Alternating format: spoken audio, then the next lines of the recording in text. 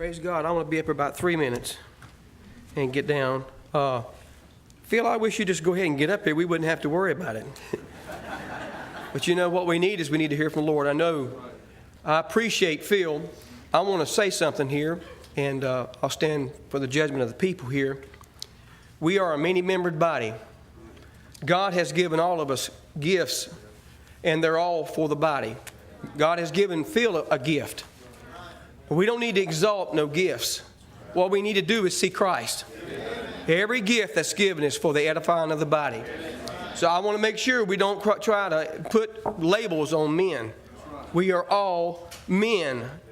That's all we are, is men. If God don't quicken our minds and give us His word, we ain't got nothing to give. So I love you, brother, and I know you agree with that, but I want to make that plain. So don't start lifting up some and putting down others. We all stand in the same need of grace. I had a thought come to me. I really didn't want to get up because it's easy to sit down there and don't say nothing, But I believe the Lord quickened the thought to me. And, this, I would say that this whole meeting has been imparting God's love to us. And you know what He's been dealing with last night and some tonight? He used Brother Jimmy there and others to speak about a relationship between a husband and a wife. But you know what God is saying to us? It goes far beyond a relationship of a husband and a wife. It goes far beyond God's relationship with us. It also goes to us with each other. Listen, the devil is doing all he can do in this hour, and it's not going to decrease, it's going to increase. To separate, to bring about seeds of discord in our assemblies. God is trying to show us that we need to love one another. I don't care what faults you got. We need to choose not to see the fault, but see the Christ in each other. We need to put the magnifying glass so directly on the positives, the things that are the Spirit of Christ that's in our brother, that we can't even see the negatives. Beloved, we need Christ in us. Let me read a few things here that just come to me. If this is not, Lord, y'all let me know, and I'll sit down quickly. You don't need to turn to this. This is in Galatians 6. You can turn there. It's good. You make sure I'm reading. I might be reading a foreign book here. You don't never know.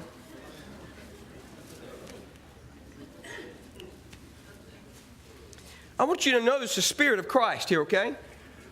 And listen. Let's don't let this just slide. We hear these scriptures. But God, I believe, has given us a new revelation tonight. And it's a revelation that we need to hear. And it's not just something we need to hear, but it needs to become active in our lives.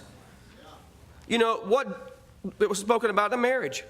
What God has joined together, it says, let not man put asunder. Period. Is there any qualifications on that? About they got to be perfect? It says, what God has put together, let no man put asunder. We have been put together, have we not? Which of us, let me ask you a question. It's been used plenty of times.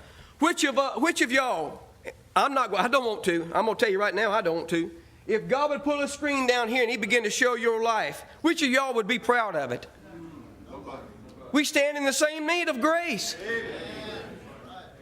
Why do we lift one man up and bring another down? We're all in the same boat. We need God's love to look at us and to listen. When we were yet sinners, He didn't wait till we measured up. When we were yet sinners, He died for us.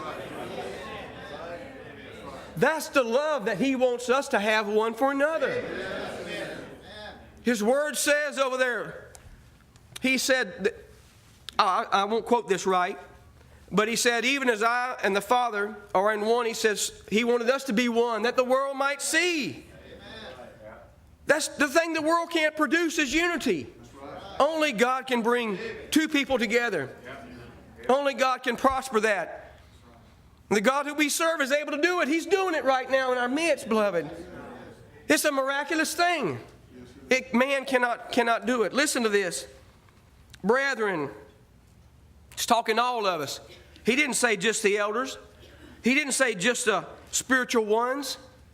Because we're all susceptible. He says, brethren, if a man be overtaken, I'll say if a woman be overtaken, if anybody is overtaken in a fault, ye which are spiritual. It ain't talking about you walking on you're perfect in every way.